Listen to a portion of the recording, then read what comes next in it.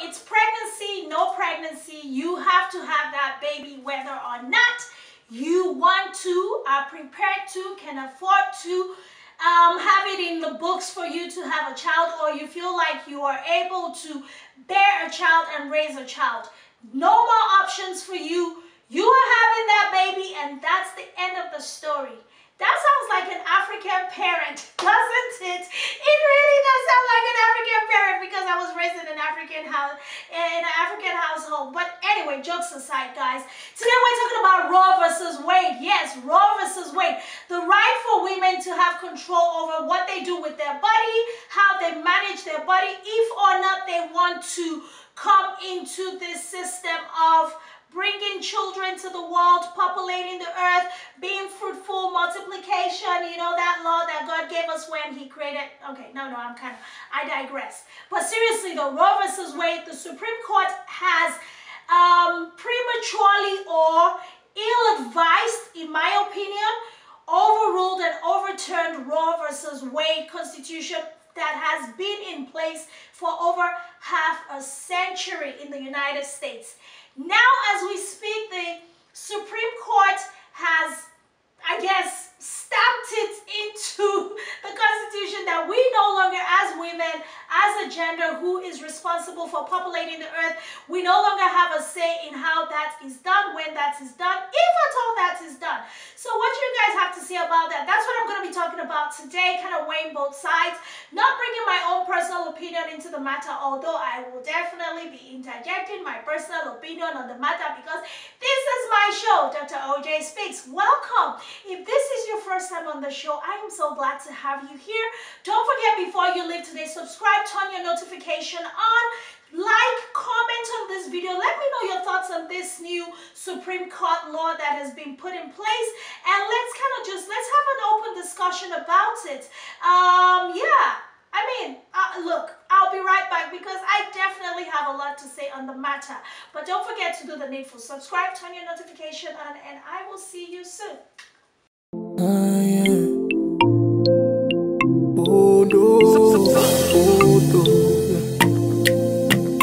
She's old,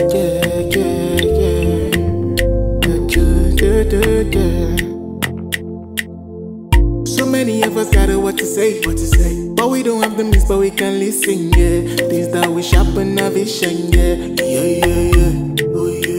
Negativity getting out of the way. By listening to us that we bring life, yeah. Plus it's got the voice of an angel, yeah.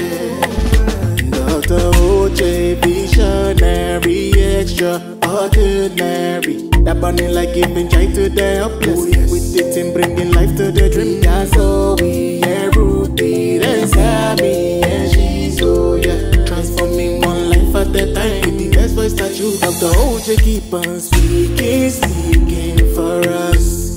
You're the voice we want to. Alright, welcome back, guys. So seriously, let's talk about this issue.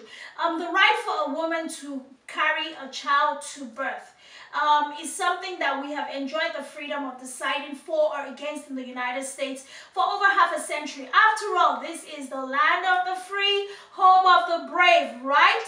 Not so much anymore. Everything that really represents our constitutional rights, our freedom, except for the right to bear arms, you know, that one is flying everywhere. Everybody can carry firearms, enter into an elementary school, and shoot up little children. The Supreme Court has nothing to say about that. They don't have they don't have qualms with that. People that are taking lives unjustly every day. All they're worried about is how a woman has a baby, or whether or not she has a baby, or whether she decides to keep her pregnancy or not. They are messing with fundamental human rights while allowing other things to, I guess, fly by. I don't know. The Supreme Court really, in my opinion, they have their priorities twisted upside down. Because there's so many things that are wrong in our society. I'm not just talking about the US, guys. I'm talking about all over the world. There's so many things that are wrong with society. But the way our lawmakers choose to address this issue, sometimes it baffles my mind. I'm thinking, are they even aware of the pain points of the people that they are called to serve? Well, that's just a question that I'm throwing out there, but who knows? Maybe somebody will catch this and try to send us an answer, but don't hold your breath, because if you do, you might pass out waiting for that answer. Let's get to the topic, Roe versus Wade. This is something that has been in place. It has been in place for over half a century to protect the fundamental rights of humans, well, females, to decide for or against the ability to bear a child or not. And everybody gets to decide what side they jump onto. For me personally, I don't judge anybody. If you get pregnant and you want to opt for an abortion, that is a choice that you should be allowed to make. Personally, for me, my faith requires that, you know, you don't take a life, you don't abort and all of that. But I honestly believe that there are situations and circumstances that might require the necessity for that procedure to come into play. Nobody knows what is going to happen to them the next minute. People get raped, and I know that there are people who kind of get raped and they still keep the child. A lot of them find a way over time to get over the trauma. They end up loving the child, but a lot of them, a lot more people live with that trauma the rest of their lives, and they look at that child as a remembrance of something so horrible that happened to them. Not that it is the child's fault, but it is what it is, and everybody deals with trauma differently. So we cannot judge a person's outlook on their personal situation. So now that the Supreme Court has said we must all have children, claiming this very weak argument, while I was doing the research for this episode, they claim this very weak argument that contraception is actually a fully, I guess it's a foolproof preventive measure to stop you from getting pregnant. So if you are worried about not wanting to have a child, what they're trying to tell you is contraceptives are the way to go. That you have to be on contraceptives, you have to use some type of protection. I guess they're trying to advocate for preventive pregnancy, preventive health care. They don't worry about preventive health care. You know, the healthcare system is going straight to you know where. In America, they're not concerned about preventive health care. They're worried about preventive pregnancy. Oh my goodness! Our Supreme Court, our lawmakers are really on another thing. They're like on a long thing as far as I'm concerned. So it's a lot of things that we can talk about, but here's the issue. Sisters, what do you guys think about this new law? What are your thoughts? I mean, a lot of women are definitely protesting, but we all know that change is never made in the streets. Never. It doesn't matter how many placards you carry, how much noise you make, or how much parades you hold against this. Decisions are made in those rooms of power, and if you don't have representation, it goes down again to representation. If there's no representation for you at that table where those decisions are being made, I'm sorry, nothing is really going to happen. You're just going to make noise. Eventually, some people get hurt and things happen. There's collateral damage in the process, and everybody goes quiet. We can cite several different scenarios of how these things happen. And that is why it comes down to representation. I believe, frankly, that there has to be more of a shuffle done in the Supreme Court justice, in this, well, I mean, how those seats are being chosen. I mean, President Trump elected 3. I mean, that's a huge number. For a president to have 3 Supreme Court judges who are pushing his agenda. I mean, other presidents have had the privilege to do the same thing.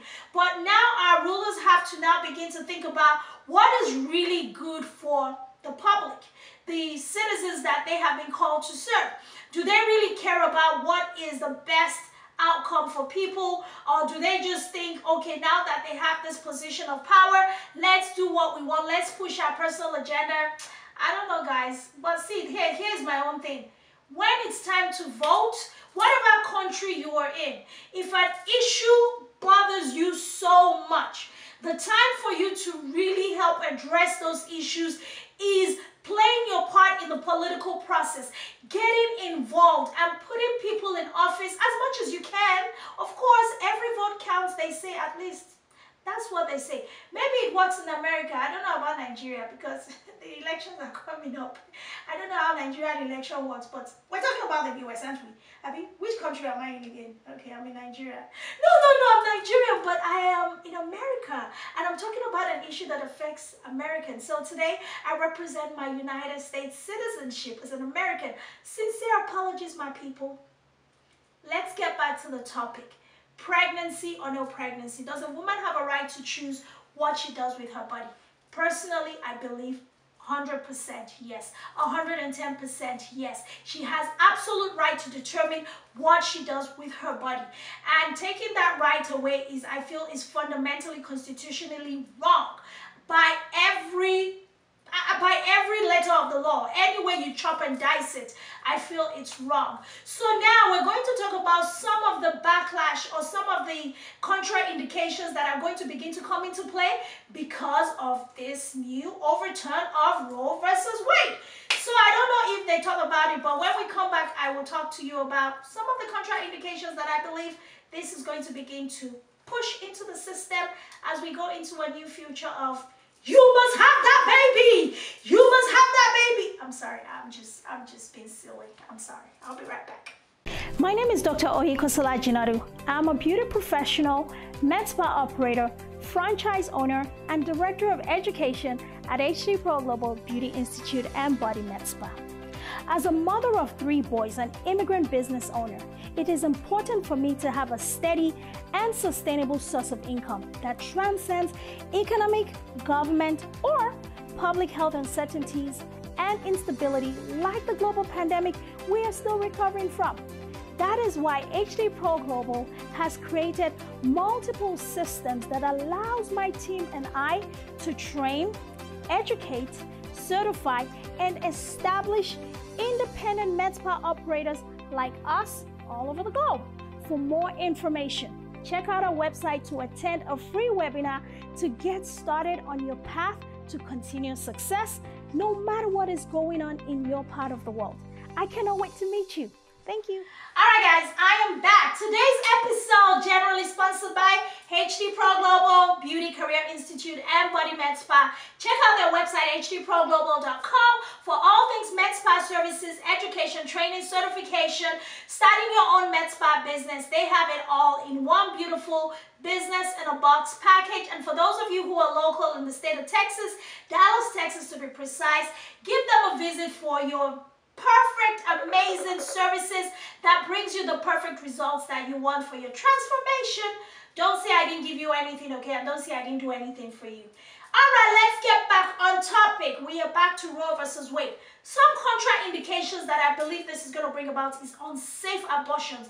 Because let me tell you this, you know, when you tell people they cannot do something, the human brain automatically wants to do those things. I mean, think about it when you're growing up, right? When mom said, don't eat that cookie, don't go there. That is where you want to go. That is what you want to do. But the things that they actually encourage you to do, I think parents who are raising kids now should begin to adopt what we call reverse psychology. Tell them they can do it, and then you watch them just be like, ah, please, that's no fun. Let's just leave it alone. Since mom and dad approve of it, I don't think it's going to be good for me. That's what you call, I think, reverse psychology is the way to go. And it's the same thing for adults. It's like humans. When we put restrictions on us, we are looking for ways to break those restrictions. We are looking for ways to cut through, find loopholes, to figure out a way to get what it is that we believe we want.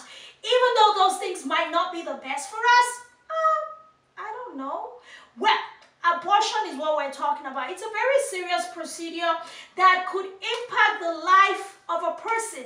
People die while getting abortions, especially unsafe abortions.